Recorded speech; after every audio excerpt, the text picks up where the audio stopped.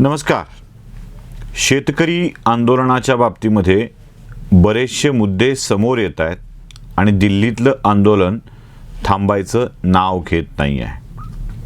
अगदी सुप्रीम कोर्टाला याच्यामध्ये हस्तक्षेप करावा लागतोय आणि राजकीय पक्ष आपली भूमिका ठामपणे रेटत आहेत. त्यात काँग्रेस, राष्ट्रवादी काँग्रेस महाराष्ट्रात देखील या कायद्याचा तीव्रतेने विरोध करते आहे.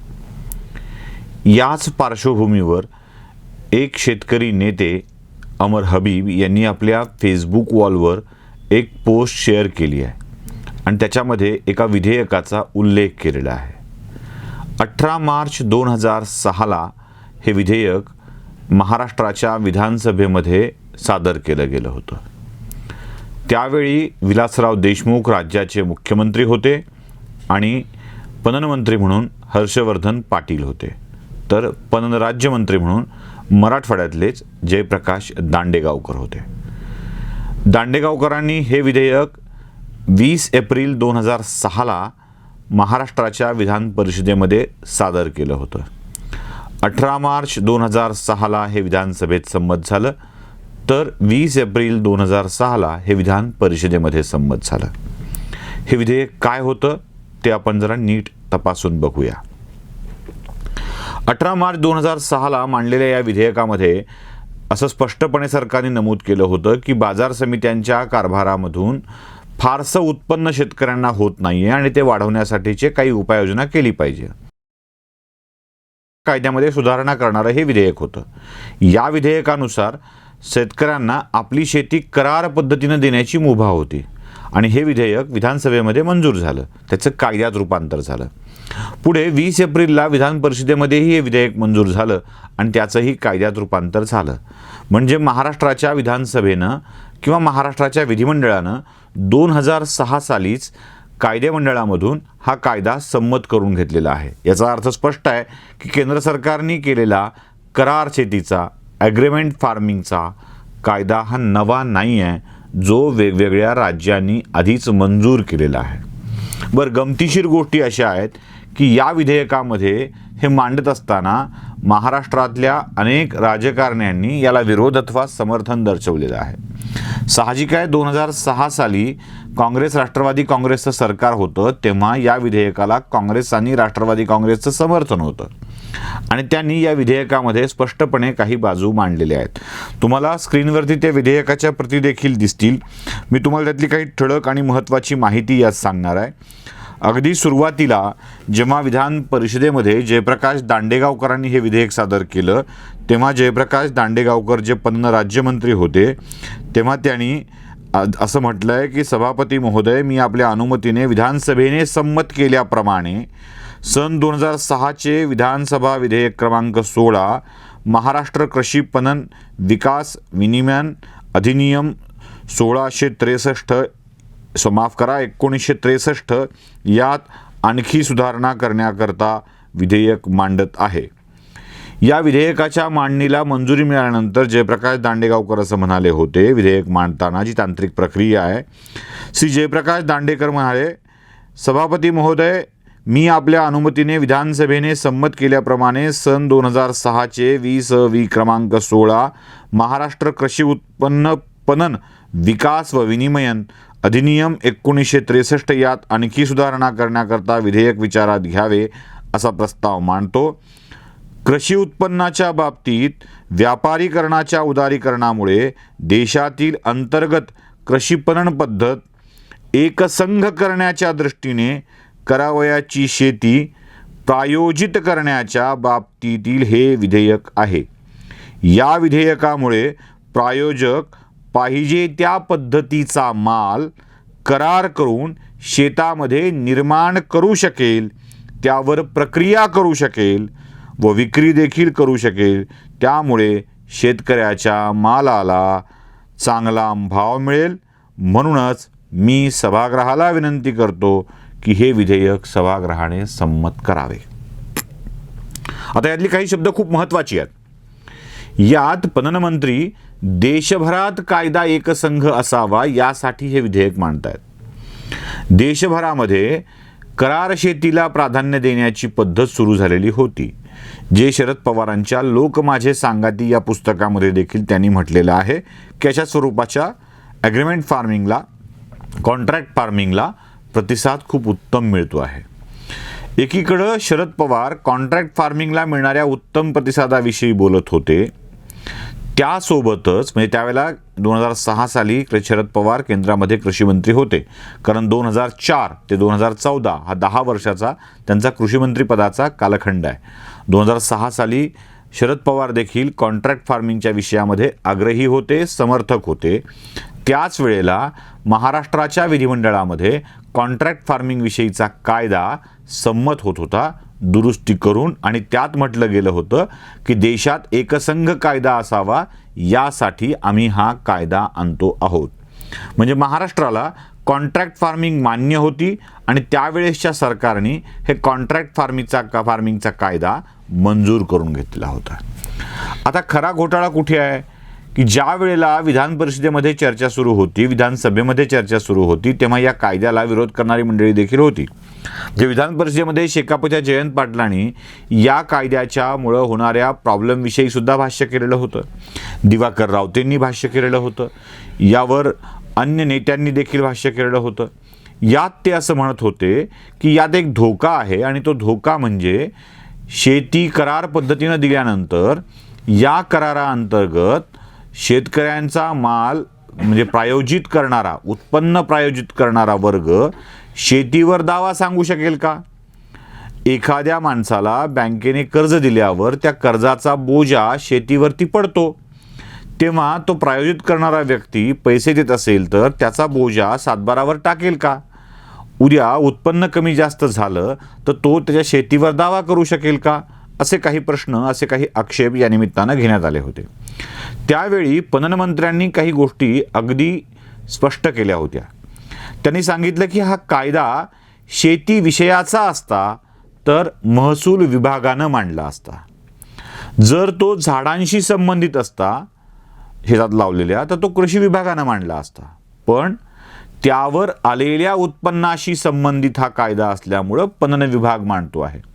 त्यामुळं असा बोजा टाकणे, शेती ताब्यात घेणे, नाव लावून घेणे, असं टाकणे, काही करणे, हे प्रकार यात होणार नाहीत. हे त्यावेळेला म्हणजे 2006 साली त्यावेळेसच्या पणन मंत्र्यांनी म्हणजे हर्षवर्धन पाटील आणि जयप्रकाश दांडेगावकर जे राज्यमंत्री होते, त्यांनी हे स्पष्ट केलेलं होतं की असं कोणतंही प्रकार होणार नाही. आणि त्यानंतर या विधेयकावर जोरदार चर्चा झाली. जयंत पाटलांनी यावर तीव्र आक्षेप घेतला. काही हरकतीचे मुद्दे उपस्थित झाले, काही सभासदांनी हरकत घेतली. तेव्हा त्यावेळेला तालिका सभापती असलेल्या गुरुनाथ कुलकर्णी यांनी, जे राष्ट्रवादी काँग्रेसकडून सभागृहामध्ये होते, त्यांनी स्पष्टपणे सांगितलं की आक्षेप घेण्याची ही वेळ नाही आहे, ते त्याच वेळेला घ्यायला पाहिजे होते ज्या वेळेला या कायद्याचा मसुदा विधेयकाच्या स्वरूपामध्ये होता, त्यावेळेला ते घ्यायला पाहिजे होते, आता घेणं योग्य नाही. गुरुनाथ कुलकर्णींनीही या कायद्यावरच्या आक्षेपांना तीव्रतेनं नाकारलेलं होतं. गमतीचा भाग असा की याच्यामध्ये भाजपचे सदस्य, जे त्यावेळेला मराठवाडा पदवीधर मतदारसंघाचं प्रतिनिधित्व करत होते सभागृहामध्ये, श्रीकांत जोशी यांनीच या कायद्यावर आक्षेप घेतलेला होता. म्हणजे आज जी भाजप या कायद्याचा कौतुक करते आहे, त्यावेळेला त्या भाजपचे आमदार असलेल्या श्रीकांत जोशी यांनी काही आक्षेप नोंदवत अशा स्वरूपाचा कायदा आवश्यक आहे का असा प्रश्न विचारला होता, आणि यात काही दुरुस्त्या सुचवलेल्या होत्या. या सगळ्या चर्चेअंती 20 एप्रिल 2006 रोजी विधान परिषदेने हा कायदा संमत केला, आणि या संमत झाल्यानंतर तो अंमलात आला. 20 एप्रिल 2006 ते आता 2020 डिसेंबर, म्हणजे पुढची काही महिने निघून गेलेली आहेत, 15 वर्षाचा कालावधी आता जवळपास होत आलेला आहे. या कायद्याची अंमलबजावणी झाली आहे का? झाली असेल तर त्यावर काही तक्रारी आल्यात का? किंवा अशा स्वरूपाची 15 वर्षामध्ये शेतकऱ्याची जमीन कॉन्ट्रॅक्ट फार्मिंगच्या माध्यमातून सावकारांनी, अन्य कुणी, कुठल्या कंपनीनी ताब्यात घेतल्याचं आपल्याला दिसतंय का? तर अशा स्वरूपाची एकही तक्रार महाराष्ट्रामध्ये दाखल झालेली नाही. ज्या वेळेला आपण अशा कायद्यांचा विचार करतो, म्हणजे आज जो नरेंद्र मोदींच्या सरकारने एकसंघ कायदा देशासाठी केलेला आहे, म्हणजे जी भाषा पणन मंत्री महाराष्ट्राच्या विधिमंडळामध्ये वापरत होते ती भाषा नरेंद्र मोदींनी एकसंघ कायदा केल्यानंतर तो अचानक शेतकऱ्यांच्या हिताच्या विरोधातला झाला. कायदा कोण करतोय यावर तो शेतकरी हिताचा की विरोधाचा असा निर्णय जर आपण घेणार असू तर ते नक्कीच धोकादायक ठरेल. 2006 साली महाराष्ट्राचं विधिमंडळ असा कायदा संमत करतं आणि 2020 साली देशाची संसद असा कायदा संमत करते. 6 साली जे या कायद्याचं तीव्रतेनं समर्थन करत होते 14 वर्ष पूर्ण झाल्यानंतर ते तीव्रतेनं विरोध करायला उठलेले आहेत. याआधी जे शरद पवार आपल्या लोक माझे सांगाती या पुस्तकामध्ये तीव्रतेनं या कायदा योग्य कसा आहे आणि प्रतिसाद कसा मिळतोय हे सांगत होते ते शरद पवार आता हा कायदा योग्य कसा नाही ते सांगत आहेत.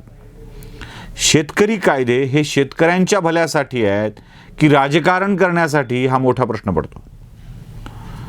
एखाद्या सरकारने तो कायदा केला की विरोधी पक्षांनी विरोधच करायचा असतो म्हणून त्या कायद्याविषयी विरोधातलं मत मांडायचं, जनमानस पेटवायचं अशी ही प्रवृत्ती आहे का?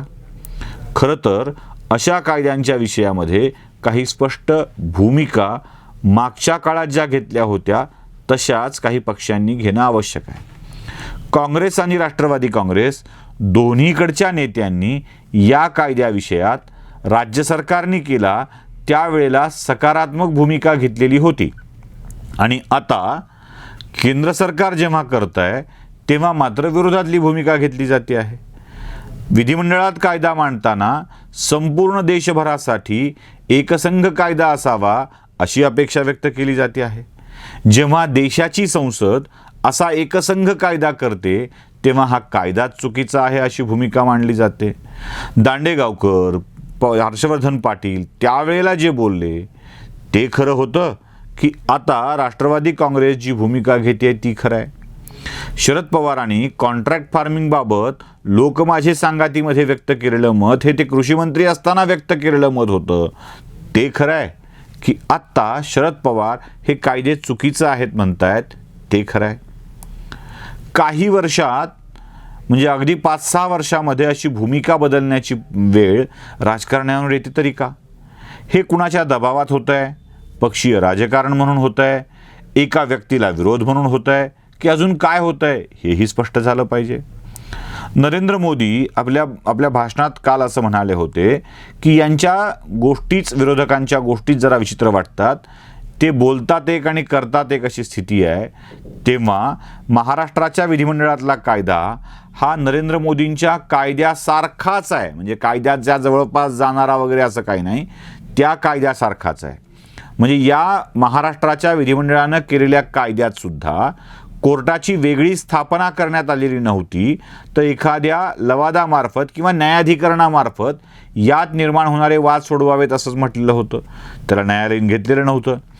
शेतीवर बोजा टाकणे, सातबाऱ्यावर बोजा टाकणे, शेतीवर मालकी हक्क सांगणे, झाडांवरती मालकी हक्क सांगणे असा कोणताही प्रकार त्या कायद्यामध्ये नव्हता ना या कायद्यामध्ये आहे. असं असतानाही सुरुवातीला एकसंघ कायद्याची भाषा बोलायची आणि आता एकसंघ कायदा बनल्यावर हा कायदाच अयोग्य आहे म्हणून आंदोलनाला सुरुवात करायची ही भूमिकाच मुळी दुटप्पी आणि लोकांना संभ्रमित करणारी आहे. शेतकऱ्यांच्या हितासाठी झटणाऱ्या संघटनांनी हा कायदा योग्य असल्याचं अनेक वेळेला सांगितलेलं आहे. म्हणजे अमर हबीबसारखा शेतकरी त्यासाठी झटणारे कार्यकर्ते त्यांनी या कायद्याचं समर्थन केलं आहे. रघुनाथ पाटलांसारख्या कार्यकर्त्यांनी समर्थन केलेलं आहे. पाशा पटेल या कायद्याचं समर्थन करत आहेत. अशी अनेक शेतकरी नेते या कायद्याचं समर्थन करत असताना, शेतकऱ्यांच्या हिताची बाजू घेणारी मंडळी समर्थन करत असताना, शरद जोशींच्या विचारांचा हा कायदा असताना हा अयोग्य आहे असं म्हणणं हा फक्त व्यक्तिद्वेष आहे असंच म्हणावं लागेल.